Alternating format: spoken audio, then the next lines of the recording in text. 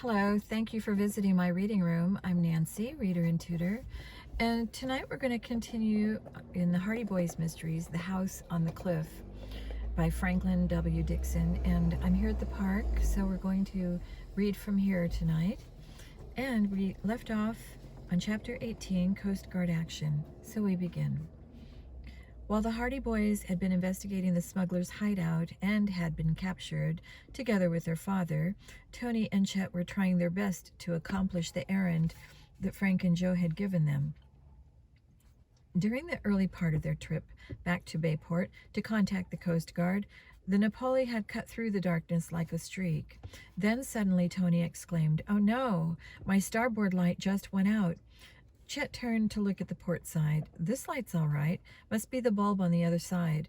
"That's what I was afraid of," said Tony. I'll bet I haven't another bulb." "You mean somebody might not see the Napoli and ram us?" Chet asked fearfully.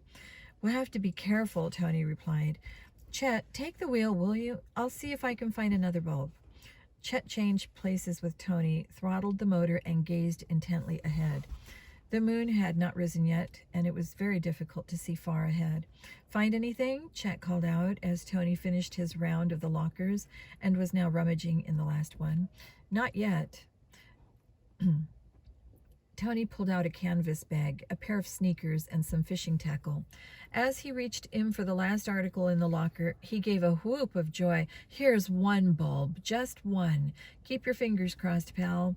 If this isn't any good, we're in a mess. And breaking the law besides," Chet added. He held his breath as Tony went forward and crawled inside the prow of the Napoli. With the flashlight, Tony found the protecting shield for the bulb and unfastened it. After removing the dead bulb, he screwed in the new one. As the light flashed on, Tony breathed a sigh of relief and started to crawl out of the prow. "Good work," Chet said. "It's lucky we—" Chet never finished the sentence. At this instant, he saw another speedboat loom up in front of him. Like lightning, he swung the wheel around, missing the oncoming craft by inches. "You fool!" the driver of the other boat shouted. "Why didn't you look where you're going?" Chet did not reply. He was quivering. Besides, he had stalled the motor, which had been throttled so low it had not been able to take the terrific swerving. "Oh, now I've done it," the stout boy wailed. There was no response from Tony for several seconds. He had been thrown violently against the side of the boat and was dazed. But he quickly collected his wits and crawled down beside Chet. "What happened?" he asked. Chet told him, then said, "You'd better take over. I'm a rotten pilot."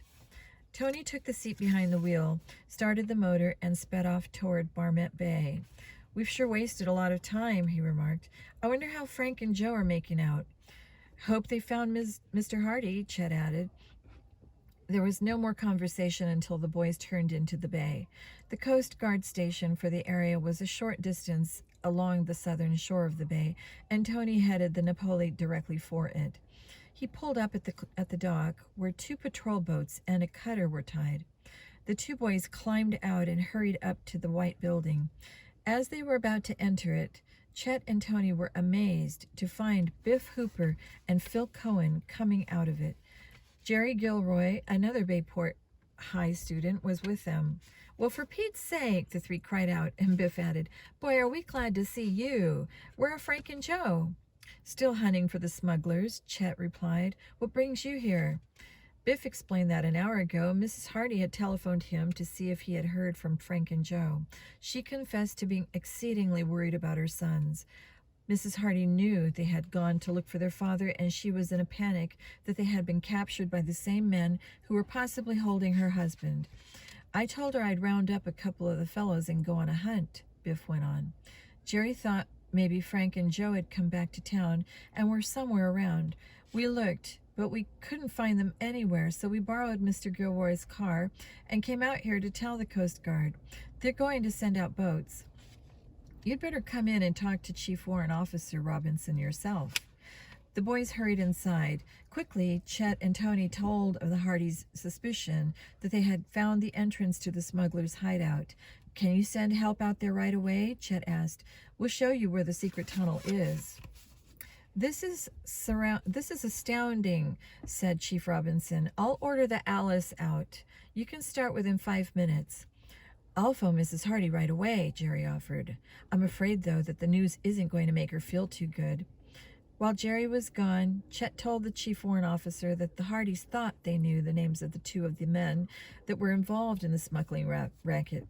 Chet revealed the Hardy suspicions about Snapman being one and Ally Singe the other. "We think Ally is a crewman on the Marco Polo that's going to dock early tomorrow morning in Bayport," Chet continued.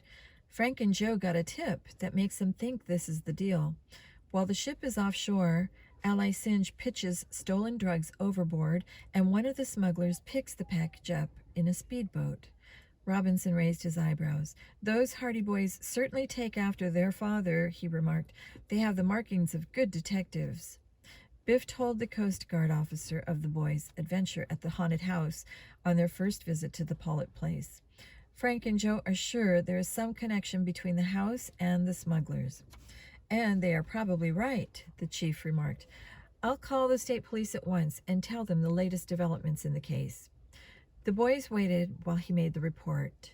Jerry, who had just finished telephoning Mrs. Hardy, said that she seemed even more worried than before, but relieved that the Coast Guard was going to take a hand. The chief warrant officer then told the boys he would get in touch with the captain of the Marco Polo at once by ship-to-shore telephone. The connection was made, and the boys listened with great interest to the conversation. The captain had a booming voice, which they could hear plainly. "Yes, I have a sailor named Ally Singe," he replied in answer to Chief Robinson's question. "He is a member of the kitchen crew." After he had been told that Ally Singe was suspected of stealing drug shipments and dropping them overboard to a Confederate, he said, "That would be pretty easy for him to do. Singe probably throws them out when he dumps garbage into the water, even though he's not supposed to do it. The drugs could be in an inflated waterproof bag." "Captain, will you have someone keep an eye on this Ally Singe without his knowing he's being watched?" Chief Robinson requested. "I'll send a patrol boat out here to watch for any of his gang who may be in a small boat waiting to pick up something he dumps overboard." "How far offshore are you?" "About 60 miles from your headquarters," was the answer. "Will you keep in touch with the patrol boat?" Robinson requested. "It's the Henley, in charge of Chief Petty Officer Brown." "I'll do that. Ally Singe can be arrested when your ship docks." As the conversation was concluded, a uniformed Coast Guardman came in. He was introduced as Chief Petty Officer Bertram, in charge of the Alice, which would follow Tony and Chet to the smuggler's hideout. "I'm ready, sir," he told his chief. After a short briefing, he turned to the boys. "All set?" Chet and Tony nodded. As they turned to follow Bertram, Biff, Phil, and Jerry looked glum. Noting the expressions on the three boys, Chief Robinson leaned across his desk and said, "I guess you fellows were hoping to be in on this too. How would you like to go on the Henley with Chief Petty Officer Brown and watch the fun?" The eyes of the three boys lighted up, and Phil said, "You mean it? Do you want a formal invitation?" Chief Robinson asked with a laugh. He rang for Chief Petty Officer Brown, and after introducing the boys, he explained what the mission of the Henley would be. "I understand, sir," Brown replied. "We'll leave at once." The three boys followed him down on the dock and went aboard. They met the other Coast Guard men with a fast patrol boat and set off. It seemed to the boys as if the 16 miles were covered in an incredibly short time. The lights of the Marco Polo loomed up in the distance. "She's moving very slowly, isn't she?" Biff asked their skipper. "Yes, she's making only about 4 knots. "So it would be easy for a small boat to come alongside and take something from her," Phil suggested. "Yes, it would." Quickly, the officer picked up a telescope and trained it on the large craft. "The galley hatches are on the left, and the tide is coming in," he reported. "Anything thrown overboard will float toward shore." He ordered the wheelman to go past the Marco Polo, come down the other side, and approach within 300 yards, then turn off the engine and lights. When they reached the designated spot, Petty Officer Brown ordered everyone on board the Henley not to talk or to move around. The Marco Polo's decks, as well as the water some distance from the craft, was illuminated by light from some of the stateroom portholes. Biff, Phil, and Jerry crowded close to the chief as he trained his powerful binoculars on the galley hatches so he could give them a running account of anything that might happen. The officer reported little activity aboard the Marco Polo, and the boys assumed that the passengers either were asleep or packing their luggage in anticipation of landing the next morning. Suddenly, Petty Officer Brown saw one of the hatches open. A small man with a swarthy complexion and rather longish coal-black hair appeared in the circular opening. He looked out, then raised a large pail and dumped its contents into the water. Quickly he closed the hatch. "Ally singe," the three boys thought as Brown reported what he had seen. They watched excitedly to see what would happen now. Suddenly, Biff grabbed Phil's arm and pointed. Vaguely, they could see a long pole with a scooping net fastened to the end of it appear from outside the circle of light and fish among the debris. Petty Officer Brown reported that apparently the person holding the pole had found what he wanted, for he scooped something up and the pole vanished from sight. The boys strained their ears for the sound of a small boat. It did not come, and they were puzzled. They also wondered why Petty Officer Brown seemed to be doing nothing about trying to apprehend the person. The tense skipper suddenly handed the binoculars to Phil. Without a word, the puzzled boy looked through them at the spot where Brown had been gazing. To his amazement, he could make out the dim shape of a speedboat with two figures in it. Each held an oar and was rowing the small boat away from the Marco Polo as fast as possible. "We've got the smugglers dead to rights," Petty Officer Brown whispered to the boys. "Aren't you going to arrest them?" Phil asked. "Not yet," the officer told him. "I'm afraid we can't do it without some shooting. I don't want to scare the passengers on the Marco Polo. We'll wait a few minutes." Suddenly, the engine of the smugglers' speedboat was started. Tersely, Brown began issuing orders to his men. The motors roared into action. The chase was on. Chapter 6. The Chase. In a few minutes, the Henley's brilliant searchlight was turned on. It picked up the speedboat, which was racing toward shore at full power. But gradually, the Coast Guard boat lessened the distance between them. Chief Petty Officer Brown picked up a megaphone and shouted for the fleeing men to stop. They paid no attention. "We'll have to show them we mean business," the officer told Biff, Phil, and Jerry. "We'll shoot across their bow." He ordered the boys out of the line of fire in case the smugglers should attempt to retaliate. They obeyed, and though from their shelter the three could not see the speedboat, they listened intently to what was going on. The Henley plowed ahead, and presently the boys heard a shot whistle through the air. "Stop your engine," Brown commanded. A second later, he added, "Drop those guns." The smugglers evidently did both, for Skipper Brown said to the boys, "You fellows can come forward now." The three scrambled to his side. Biff was just in time to see one of the two captured men half turn and slyly run his hand into the large pocket of his sports jacket. Biff expected him to pull out a gun and was about to warn Brown when the smuggler withdrew his hand and dropped something into the water. "The rare drugs," Biff thought. Instantly, he began peeling off his clothes, and when the others asked him what he was doing this for, he merely said, "Got an underwater job to do." Biff was over the side in a flash and swimming with strong, long strokes to the speedboat. He went beyond it and around to the far side. In the meantime, Petty Officer Brown had ordered the smugglers to put their hands over their heads. As the Henley came alongside, two of the enlisted Coast Guard men jumped across and slipped handcuffs on them. Brown instructed one of the enlisted men to take the prisoners back to Coast Guard headquarters in the smuggler's boat. "You got nothing on us. You ain't got no right to arrest us," one of the captured men cried out.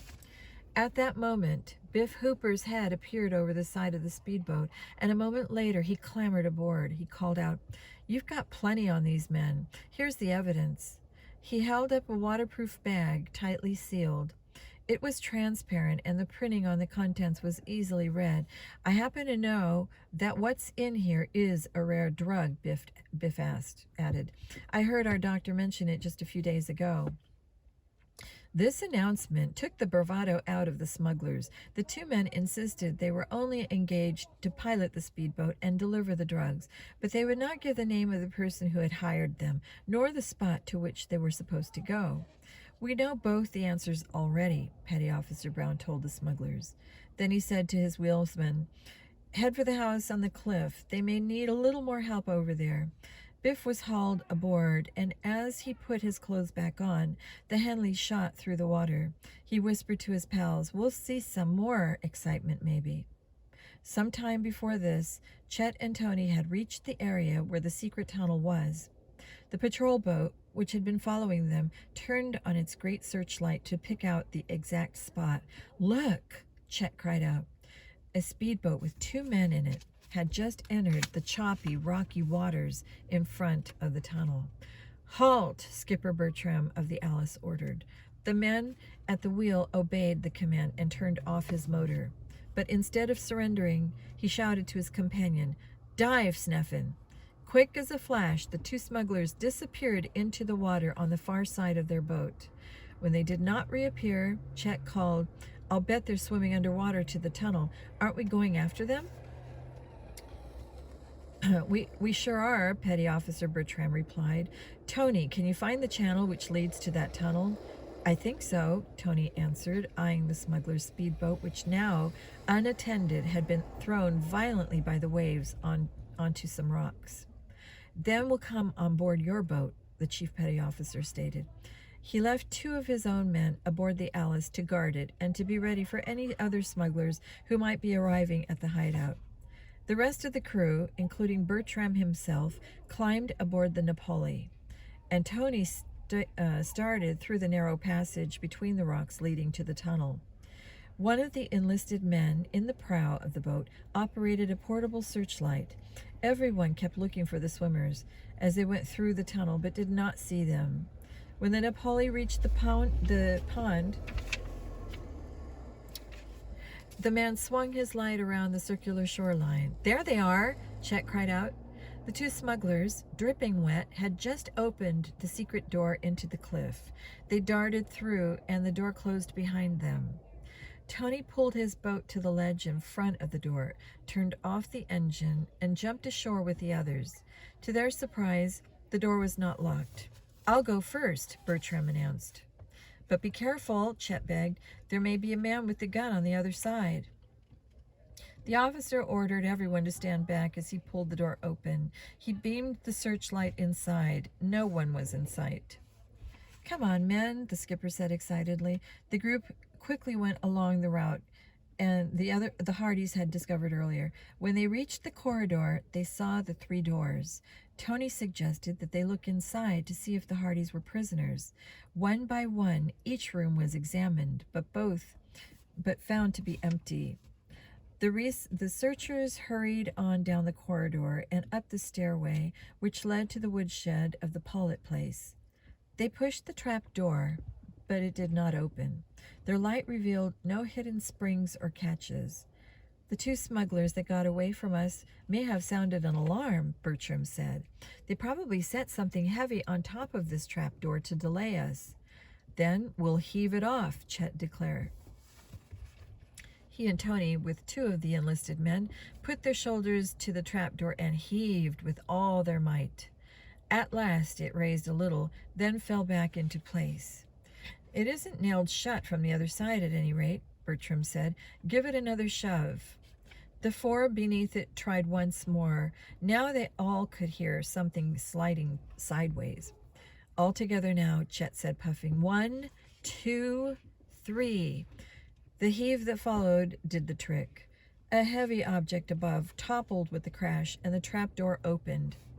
As before, Chief Petty Officer Bertram insisted upon being the first one out.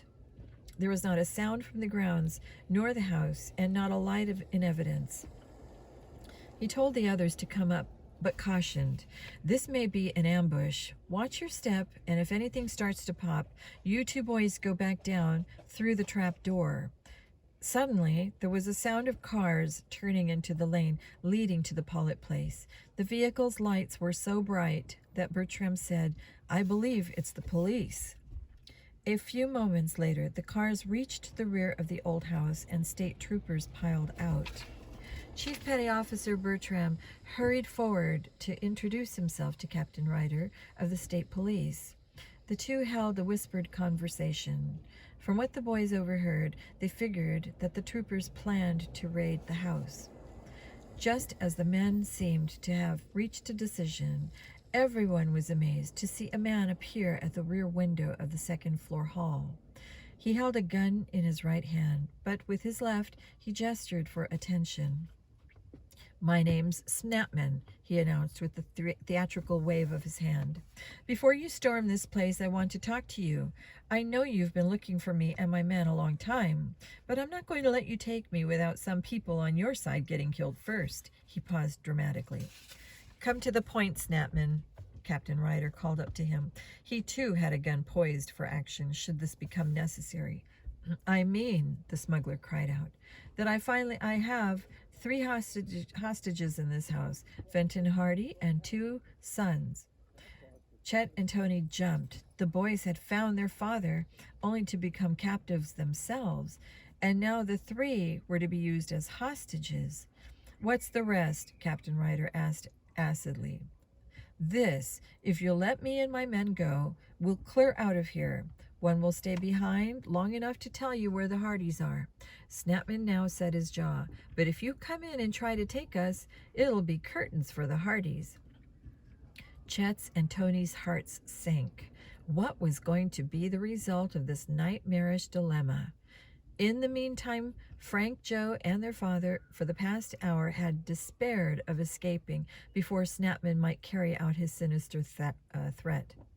After the smuggler left the attic, they had heard hammering and suspected the smugglers were nailing bars across the doors. The Hardys tiptoed to the foot of the stairway only to find their fears confirmed. "If those bars are made of wood," Frank whispered, "maybe we can cut through them with our knives without too much noise." "We'll try," his father agreed. "Joe, take that knife I got from Malloy."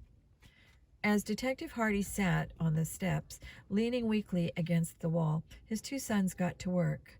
They managed to maneuver the knives through the crack near the knob. Finding the top of the heavy crossbars, the boys began to cut and hack noiselessly.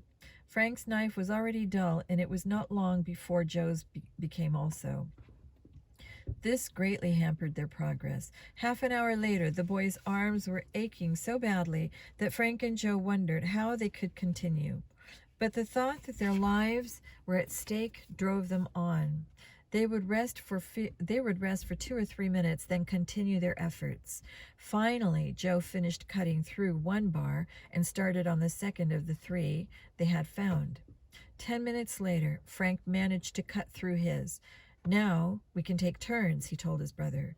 Working this way, with rest periods in between, the boys found the task less arduous. "We're almost free," Joe finally said hopefully. Just then, the Hardys heard cars coming into the driveway. They were sure that the police had arrived because of the illumination flooding the place, even to the crack under the attic door. It was less than a minute later that they heard the cars come to a stop outside, and then Snapman's voice bargaining for his own life in exchange for his hostages. "Let's break this door down and take our chances," Frank whispered hoarsely. "No," his father said. "Snapman and his men would certainly shoot us." At this instant, Frank gave a low cry of glee. His knife had just hacked through the last wooden bar. Turning the knob, he opened the door, and the 3 Hardys stole silently from their prison. From the bedroom doorway, they peered out to where Snapman was still trying to bargain with the police. No one else was found. No one else was around. The boys and their father looked at one another, telegraphing a common thought. They would rush the king of the smugglers and overpower him. Chapter 20. The Smuggler's Request. As the three Hardys crept forward, hoping to overpower Snapman before he saw them, they heard a voice outside the house say, "You'll never get away with this, Snapman. You may as well give up without any shooting." "I'll never give up. The house is surrounded with troopers and Coast Guard men." "What do I care?" Snapman shouted, waving his arms out the window. "I got 3 hostages here, and I've got one of the Coast Guard." "He's in the house too?" Snapman laughed. "Trying to catch me, eh? Well, I'm not going to answer that question." There was silence outside the house. This seemed to worry the man. He cried out, "It won't do you any good to talk things over. I got you where I want you," and like 3 stalking panthers, Frank, Joe, and their father pounced upon the unwary smuggler. Mr. Hardy knocked the man's gun from his hand. It flew out the window and thudded to the ground below. The boys pinned his arms back and buckled in his knees.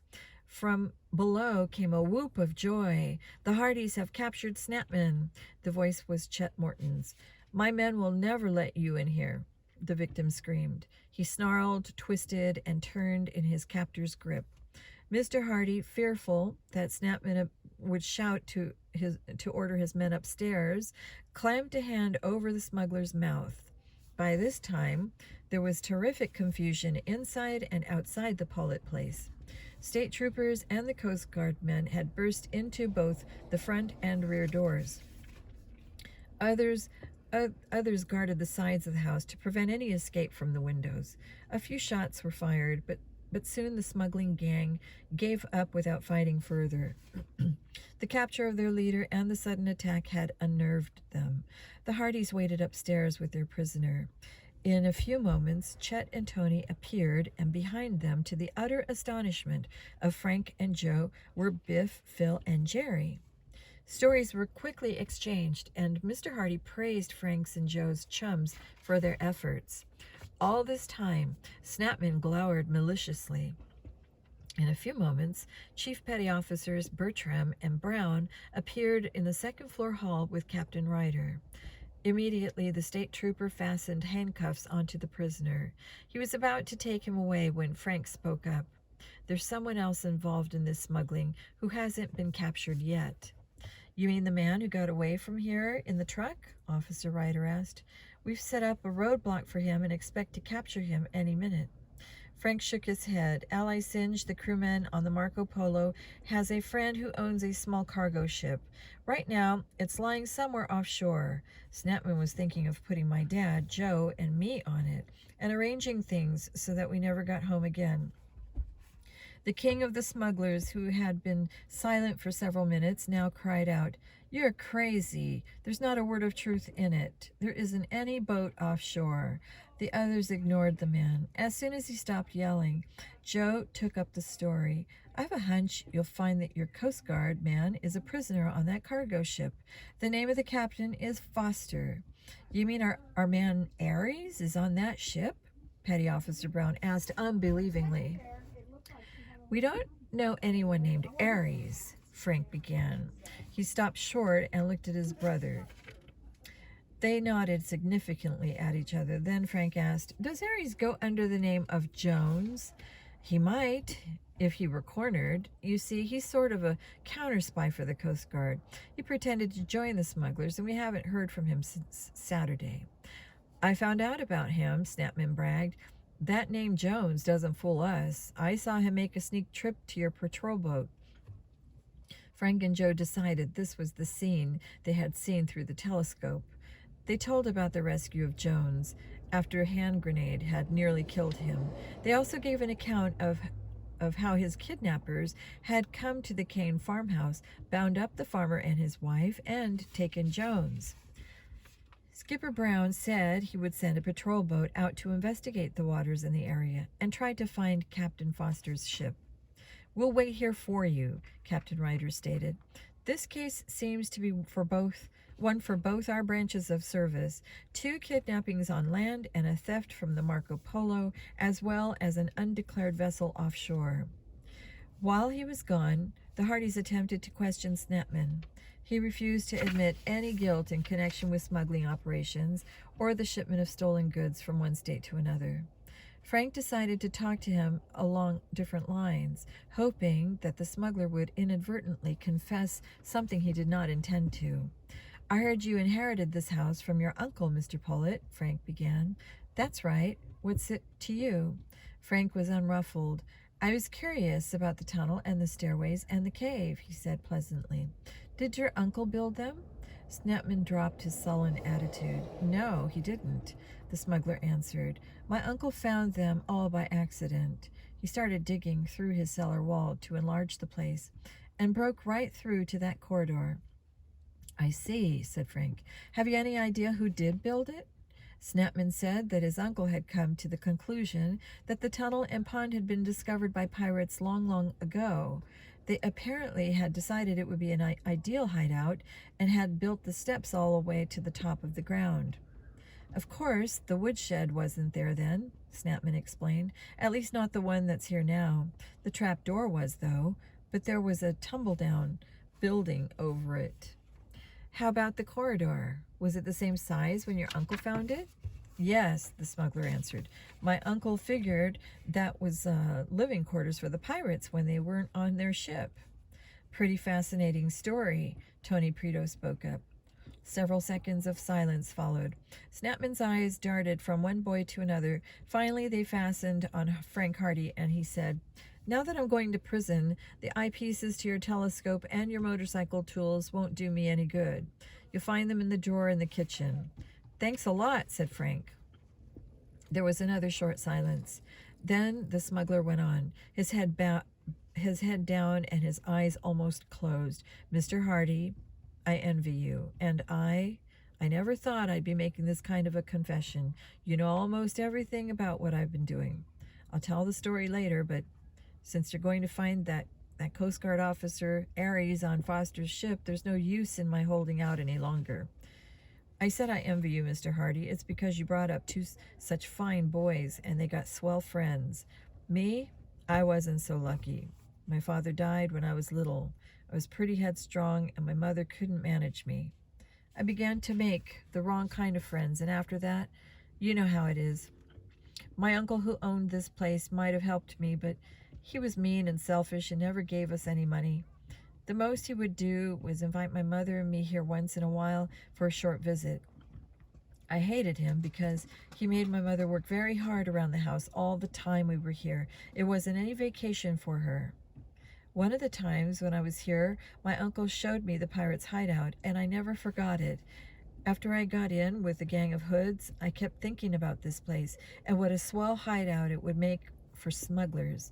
I was afraid to try it while my uncle was alive, but when I heard he was dead, I thought this was my chance. You see, I didn't dare go to claim this property as the rightful heir, but now I'm planning to take it over.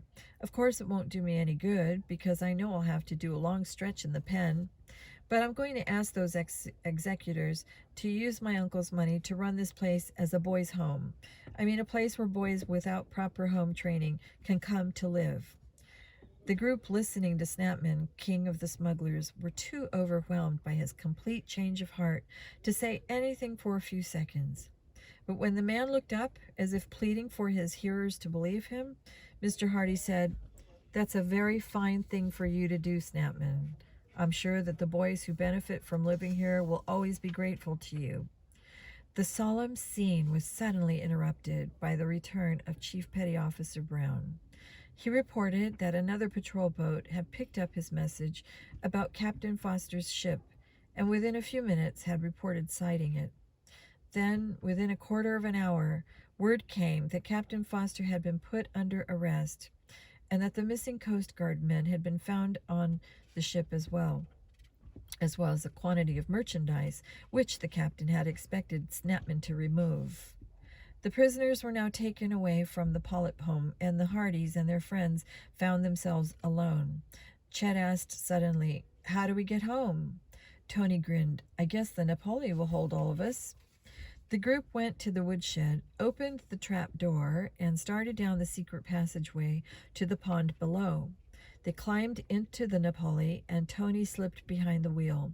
The Coast Guard men thoughtfully had left the portable searchlight on the prow, and Tony was able to make the trip through the tunnel and the narrow channel out to the ocean without accident. Suddenly, Frank spoke up. "Dad, what happened to your car?" Mr. Hardy smiled. "It's in Bayport, in a garage. I was being followed, so I shook off the shadowers and took the bus," he added ruefully. "But it didn't do me much good. Snapman's men attacked me and took me prisoner on the road." The famous detective now said, "While I have the chance, I want to thank each of you boys individually for what you did. Without the 7 of you, this case might never have been solved, and I might not have been found alive." Modestly, Frank and Joe and their friends acknowledged the praise, secretly hoping another mystery would come their way soon. One did, and by learning the secret of the old mill, the Hardy boys encountered a cunning gang of counterfeiters. Suddenly, Joe remarked, "Compliments are flying around here pretty thick, but there's one person we forgot to mention. Without him, Frank and I might never have been found. Frank and I might never have found Dad." "Who's that?" Biff asked. "Pretzel Pete," Joe replied. "That's right," said Frank. "All together, fellows, a rousing cheer for Pretzel Pete." And that was the end of The House on the Cliff, a Hardy Boys mystery, and I hope you all enjoyed that. Good night.